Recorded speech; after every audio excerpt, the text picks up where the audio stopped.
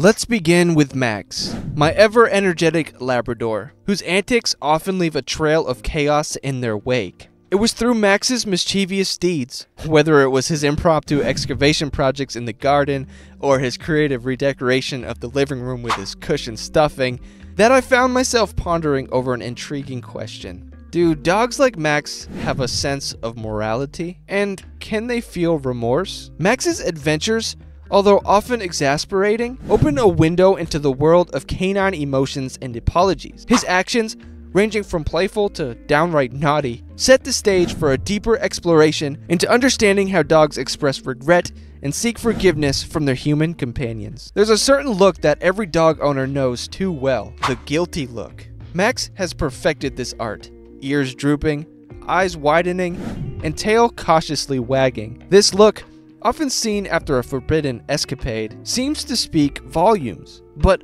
what lies behind those soulful eyes? Is it a genuine acknowledgement of wrongdoing, or is there more to this expression? This quest to decipher Max's guilty look led me down a path of studying canine behavior and emotions. I observed Max's reactions in different scenarios, noting how his body language and actions changed in response to my own demeanor and reactions to his mischiefs. Dogs, I've learned, are incredibly empathetic. They may not understand the complexities of right or wrong in human terms, but they are finely tuned to our emotions. Max, in particular, seems to have a sixth sense for my moods. His reactions, like looking away when I'm upset or snuggling close when I'm joyful, are less about understanding the morality of his actions and more about responding to my emotional state. This realization about Max's emotional intelligence shifted my perspective. It wasn't just about whether he knew he had done something wrong, it was about how he responded to my feelings, acting as an emotional mirror and responding in a way that sought to maintain harmony in our relationship. Max, like many dogs, has his own way of communicating apologies and seeking reconciliation. After a bout of mischief, he often approaches me with subtle gestures. A gentle nudge, a softly wagging tail, or presenting his favorite, albeit well-chewed, toy. These actions seem to be his way of bridging the gap after a misdeed, an unspoken language of apology unique to him. Each of these gestures seemed to carry an unspoken message. The gentle nudge was like a soft whisper of, "I'm here and I'm sorry," while the offering of a toy seemed to say, "Let's move past this and enjoy our time together." Understanding this language of gestures opened up a new dimension into our relationship, allowing me to see Max's actions not just as random behaviors, but as meaningful attempts at communication and reconciliation. Learning to interpret Max's body language has been akin to mastering a subtle and complex form of communication. When Max displays submissive behavior, ears laid back, eyes averted, body lowered, it often follows a moment of mischief. Initially, I interpreted these actions simply as signs of fear or submission, but over time, I began to see them as Max's way of acknowledging a misstep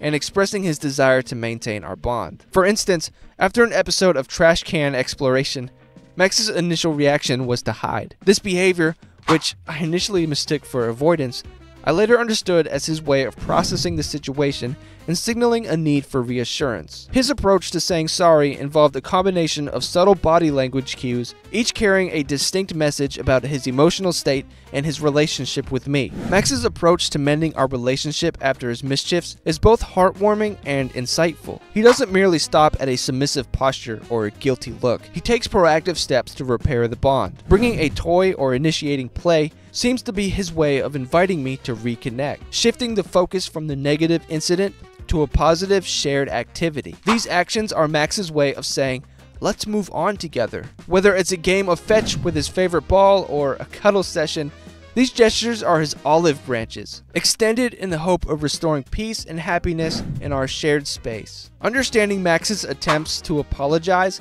has taught me the importance of my response. Recognizing and responding to his efforts in a calm and reassuring manner reinforces our bond and helps him learn. When Max comes to me with a guilty look, I've learned to address the behavior calmly and then move on, showing him forgiveness and love. This approach has not only strengthened our bond, but has also played a crucial role in his learning process. It's about creating a supportive environment where mistakes are addressed but don't define our relationship. This has been crucial in helping Max understand and adhere to the rules of our home.